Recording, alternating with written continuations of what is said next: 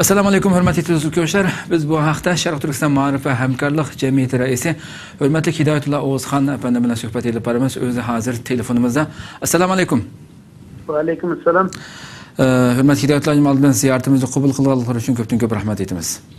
Men rahmat aytaman. Hidoyatullo shu albatta Suriya masalasi, Suriyada bo'layotgan urush necha yillardan buyon qanday shaklda davom qilyotdi.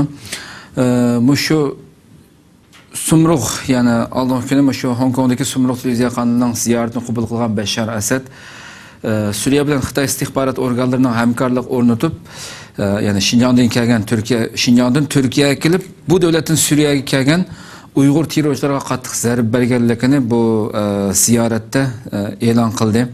Shunaqla Xitoyninki shu Suriyaninki Xitoy turishlik elchisi Imad Mustafa'mı Suriyada taxminan 5000 ga yaqin Uygur terrorchining barligini ilgari surib bunda bayonot bergan hamda shu bugungi kunda yillardan keyin bundaq bu shaklda ilgari 2015-yilda Turkiyani biraz Suriya hukumati qaralab shu Uyg'urlarni Turkiyadan yo'l qilayotganligi to'g'riliq Turkiyani qaralagan vaqtida Turkiya doiralari buning ayblashini hech qanday asossiz ekanligini bildirgandi.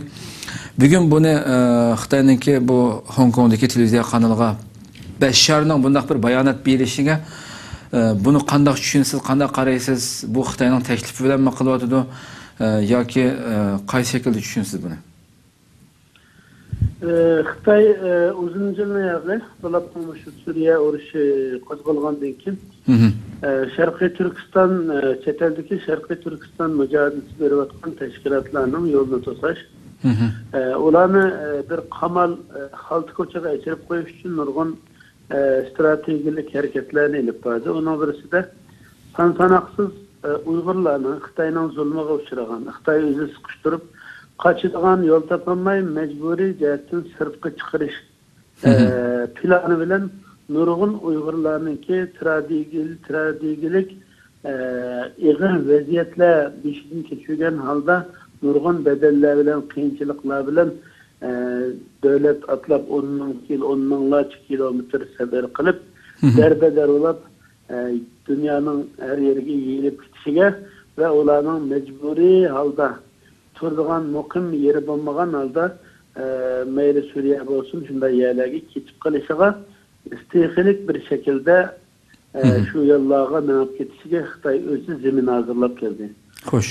Bu neticede bugün Xitoy Türkiye'ninki umumiylik şu O'rta Sharq rayonida yuz berayotgan hodisalarninki bugün çoğ devletler nisbeten bir meyve toplaydigan, özlerinin nesibesini toplaydigan bir mevkiga kelgan chog'da shunda vaziyatda Xitoyning bu sohaga O'rta Sharqqa destek kelishi uchun elip bağın bir stratejik bir suikast planı.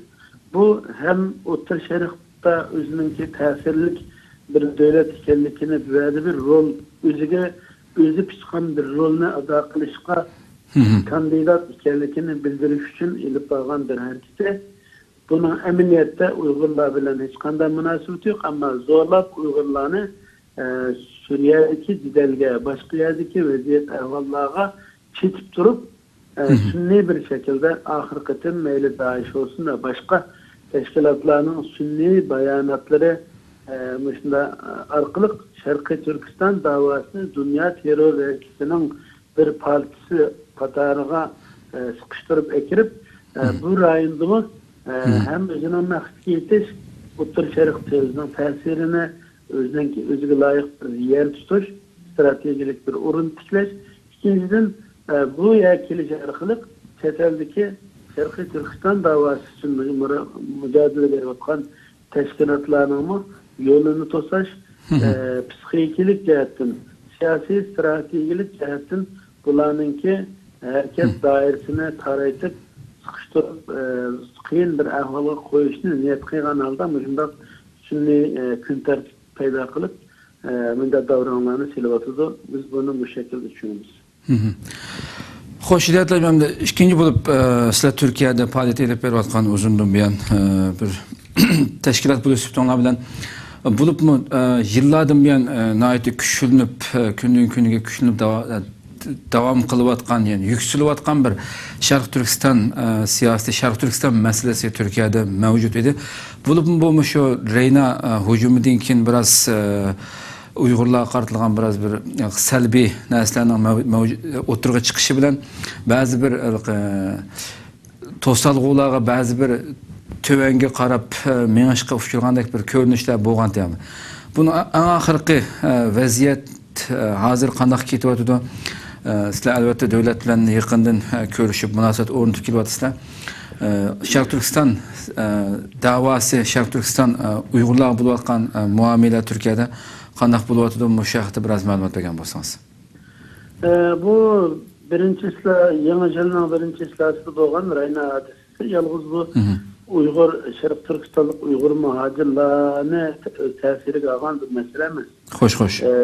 Turkiyadagi barliq chet ellik muhacirlarni, O'rta Osiyodan kelgan, ya'ni G'arb Turkistondan kelgan, boshqa Balqonlardan kelgan, dunyoning har qaysidan kelgan muhacirlarga, har qaysi yerdan kelgan muhacirlarni o'z ta'siriga olgan bir hodisa edi.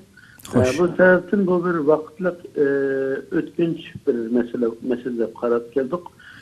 Allohga shukr, bugun vaziyat yaxshi, asta hamma narsa o'z real kelyapti. Chang to'zonlar to'plar o'z yeriga qo'nyapti.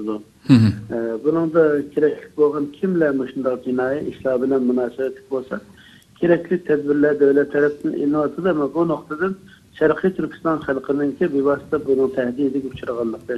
Sharqiy Turkiston xalqi muhacirlar bu ishni haydikda deb ko'rsatish ham xatoti, shu kunmi xatoti, bugunmi xato, hem Türkiye'de biz ko'rishayotgan davlat rahbarlari olsun, siyosiy shaxsiyatlar olsun, xalq ichidagi ommaviy tashkilotlar, tanilgan shaxslar olsun, bu masalada Uyg'urlarninki inovatiniki Uyg'urlarninki Sharqiy Turkiston masalasidagi bo'lgan talablarninki bu masalada izilib ketmaydiganligi.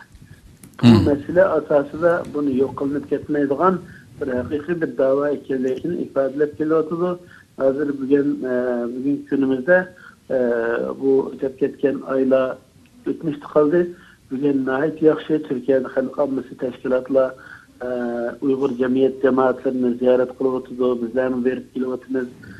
Turkiya ichidagi yerlik xalq bilan bo'lgan faoliyat munosabatlarimizni kun sari taraqqiy qilyapti. Turkiyaning yerlik siyosiy ishlarida aralashayotimiz. Yani Türkiye'nin günlenişideki nemi gerek olsa Türkiye'deki teşkilatlar kandak bir faaliyet ilip bir otkan olsa, kandak bir vazife otkan olsa Türkiye'deki Şarkı Türkistan Cemiyet Cemaat Teşkilatları mı? Bu şu noktada okşaş hareket kılıvatıdı. Hemen her şey normalleşik karab gidivatıdı. Endiş kıldığan, ensireydiğen bir nersi yok. Çünkü Şarkı Türkistan davası bu sünni bir dava emez.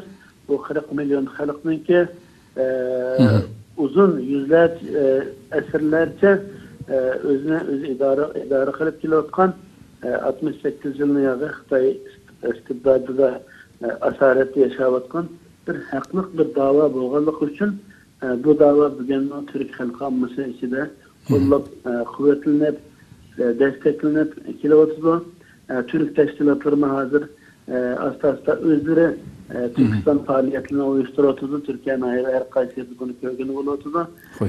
Bunun için bugün Türkiye Uygurlar için yanına öz vetinizden kalsa ikinci vetine en hatırlayacağım fakatla kırındaşlarımızdan ki Türkiye'nin ki kanun kaideleri, örf adetleri, Türkiye'nin ki sezgür noktaları, siyasi dikkat kılıştırışlık Türkiye'nin ki kıyın ahvalda kılıvatkan meseleler hemen nesine sezgürlük bilen kütüp şunun karta hareket kılıştırıp kullanıldı. Ondan başka Şarkı Türkistan muhacirleriga hem Şarkı Türkistan davasına nispeten Türkiye'de hiç kanda bir kıyınçılık yok. İnşallah bağlan süre yaxşılık gidiyor. Rahmet, ahırda bir sual bilen tügde, sizler Sharq Turkiston Ma'rifa Hamkorlik Jamiyati bo'lib o'tganlar bilan Türkiye'de şu 8 yıldan buyon Dünya Şarkı Türkistanlık kıyırındaşlık uçuruş namıda çoğun halkaralık bir faaliyetini elip beriyapsizlar. Ötken hafta 9. kıtımlık faaliyet ötküzüş hakkında Cemiyet Merkez'de yığın açılgan oldu. Şu yığında 9. kıtımlık açıldıgan bu yığındaki tafsilat hakkında gün tertipke geldiğinde biz haberimiz bergen olduk. Şunu sizin ağzınızdan bir tafsilatını anlasak, nerede açılmakçı, kandak faaliyetlerini uğurlaştırmakçı bu yılki planlarını? Biz Şarkı Türkistan Marif ve Emkarlık Cemiyeti her yılı 2009 yıldan itibaren 8 yıl o da bu kıyırındaşlık uçuruş faaliyetlerini edip beriyapmiz. Bunun yalğız Marif Cemiyeti olamaz. Dünyanın ayrı kaysiyetli faaliyetini edip beriyapkan bazı kıyırındaş cemiyetlerimizin var. Şunu olan birge Türkiye'nin içinde Türkiye halk içinde tesir dairesi kuşluk boğan amvi çoğun teşkilatlarının bu kıyırındaşlık uçuruşundaki faaliyetininki bir hisse, bir partisi bulup bunu birleştirip beriyapmiz. Bu yıl inşallah 9. kıtımlık kıyırındaşlık uçuruş faaliyetini edip barımız. Her kıtımkı yığılıştaki temeleri şu vaktinin zaman ve mekanındaki ihtiyaçları, talep takazaları gün tertipke karta temeler şekillenip geliyordu. Uyghur halkınınki ihtiyaçlık boğan, kıyın boğan meselelerini hal bulmuş noktaları müzakere kılmagan vakti. Bugünkü Şarkı Türkistan vaziyetinin halkaralaşkanlığı, özgürlük atkan dünya vaziyeti ve Şarkı Türkistan davasının stratejileri kanda bulaş doğruluk müştəq tedrici faaliyetler edip verildi. Bu yıl inşallah bugünkü vaziyetimizi göre inşallah yaxşı bir mavzu tayarlanıdı. Yani 9. katımlık jığınga Şarkı Türkistan Marif Emkarlık Cemiyeti, Şarkı Türkistan kıyırındaşlık uçuruşu istişare heyet azalarının istişaresi ve kolluk kuvvetli söylem yanıla Türkiye meseleki dağınık halk meselesi tesir dairesi kuşluk boğan çoğun ammi teşkilatlarının hemkarlışı da inşallah bu 29. katımlık uçuruşumuzni inşallah muvaffakatıyla ötküzüldü ümit kılavatımız, hayırlı kılavatımız. İnşallah en kısa zamanda bununki iciliş yerleri, mavzu teminler, katarlık meselelerini yana bununki sebeplerimizde kardeşlerimizle, halkımızla endişeleniriz. Köptün köp rahmet ziyaretimizi kabul kılganınız için rahmet sizge. Ben rahmet ettim. Rahmet sizge.